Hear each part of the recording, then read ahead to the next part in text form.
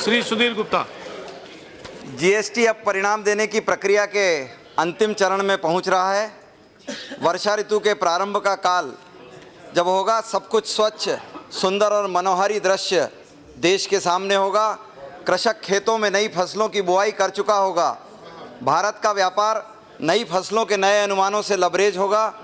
जुलाई का माह स्कूल के बच्चे नए सत्र के प्रारंभ के स्वागत में इंतजार कर रहे होंगे। तब हम एक सबल, सुदृढ़, दीर्घगामी और स्थायी कर प्रणाली की ओर भारत को ले जाने के लिए संकल्पित 2 कदम बढ़ा चुके होंगे।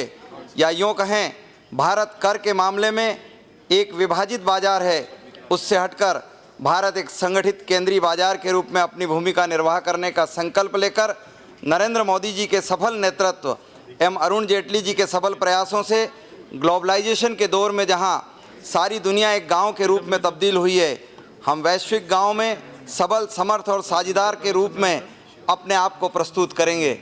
माननीय अध्यक्ष जी, हम सब इस बात को जानते हैं कि भारत एक नए दौर में और नई करवट ले रहा है। आज़ादी के बाद 1947 के बाद यह देश का सबसे बड़ा टैक्स रिफॉर्म है और इसके अनुरूप जब हम इस बात का इंतज़ार कर रहे हैं, सारी पृथ्वी ने अपने आप को एक बाजार के रूप में तब्दील किया था, तब भारत अपनी आंतरिक व्यवस्थाओं से कहीं न कहीं टुकड़े टुकड़ों में निर्णय कर रहा था। आज जब हम भारत को समग्र रूप से देखते हैं और कल्पना करते हैं कि 1492 में जब कोलंबस ने अमेरिका की खोज की थी, उसके पहले का इतिहास इस बात का गवाही देता है कि भारत अपने आप में सारे विश्व में व्यापार करने के लिए एक सुदृढ़ ढांचे के रूप में खड़ा था और उसकी सुदृढ़ता का कारण हमारा एक रूप और एक रूपता से सारी दुनिया के सामने अपने आप को प्रस्तुत करना था। चाइना सारी दुनिया में अपने आप को व्यापार के केंद्र के रूप में प्रस्तुत कर रहा है। 300 अर्थ ऑब्जर्वर लगाकर वो सारी दुनिया को ये बताने का प्रयास कर रहा है कि सिल्क रूट पर उसी का व्यापार था।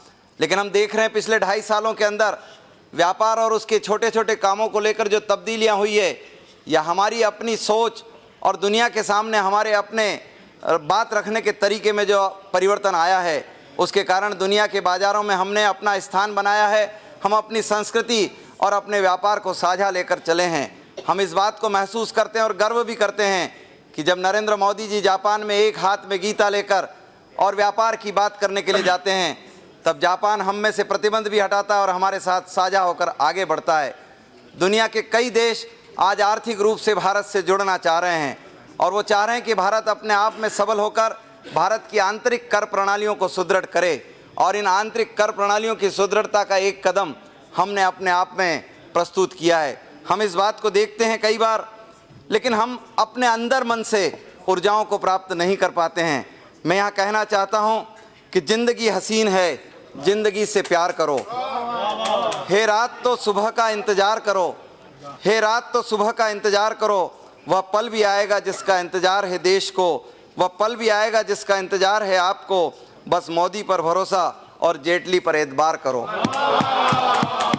माननीय अध्यक्ष महोदय, मैं इस बात को बहुत छोटे से रेखांकित करना चाहता हूं कि आज भारत के अंदर खुदरा व्यापार से लेकर और वैश्विक व्यापार तक पहुंचने के हमारे इरादे बड़े बुलंद हैं। हम सब जानते हैं कि भारत सोने की चिड़िया के रूप में सारी दुनिया में प्रसिद्ध रहा है और उसकी प्रसिद्धि का कारण उसका व्यापार ही था। दूध दही की नदियां बहलाने वाला यह भारत, हम इस बात को अच्छे से महसूस करते हैं कि किसी चीज़ की कमी भारत के और अंदर नहीं थी। और उसका अगर कारण रहा है तो 1947 के बाद, आज़ादी के बाद जो परिवर्तन हमने करना था, उसमें कहीं ना कहीं हमारी क्षमताओं में कमी महसूस हुई है। हमने पूरे देश को एक रूप से देखा नहीं और देश और दुनिया के बीच में हमारी अपनी जो पहुंच थी उसको हम कहीं ना कहीं टुकड़े टुकड़ों में सोचते रहे। आज जब मैं महसूस करता हूं कि हमारे विरोधी पक्ष के भाई इस बात को हमेशा रेखांकित करते हैं कि उन्होंने ये काम किया था, उन्होंने वह काम किया था, सारी चीज़ें उन्होंने गिना कर रख दी। रेलवे से लेकर सारे स्ट्रक्चर पर जब हम रेलवे में देखते हैं कि आरओबी और आरओबी ये 30,000 के आसपास इन्होंने चिन्हित करके रख दिए थे, लेकिन आज़ादी के बाद 2-4 हज़ार भी नहीं बने। आज रेलवे परिवर्तन के दौर में खड़ा है।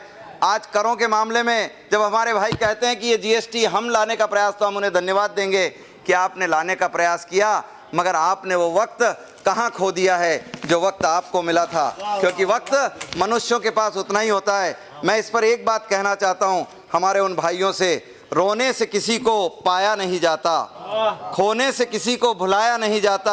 वक्त सबको मिलता है जिंदगी बदलने का, पर जिंदगी नहीं मिलती है वक्त बदलने के लिए। आज नरेंद्र मोदी जी को वक्त मिला है और इस वक्त पर उन्होंने देश और दुनिया में कमाल करके बता दिया है।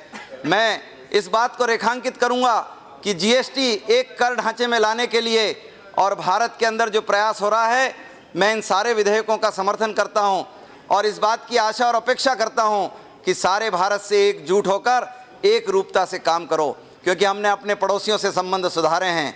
हम पाकिस्तान की एक बात छोड़ दें, जो आतंकवाद को छोड़कर, तो हमने अपने व्यापारिक रिश्ते बांग्लादेश से लेकर म्यांमार तक सुधारे हैं। और सारी दुनिया इस बात को जानती है कि भारत बहुत तेजी से उभरते हुए एक बाजार के रूप में प्रस्तुत हुआ है। मैं आज इस विधेयक का समर्थन करता हूं और आशा अपेक्षा करता हूं कि देश में तमाम राजनीतिक दलों से कि आओ भारत को पुनः सोने की चिड़िया बनाने के लिए काम करो और वही गीत गाओ, जहां डाल डाल पर सोने की चिड़िया करती है बसेरा, वो भारत देश है मेरा, वो भारत देश है मेरा। धन्यवाद अध्यक्ष।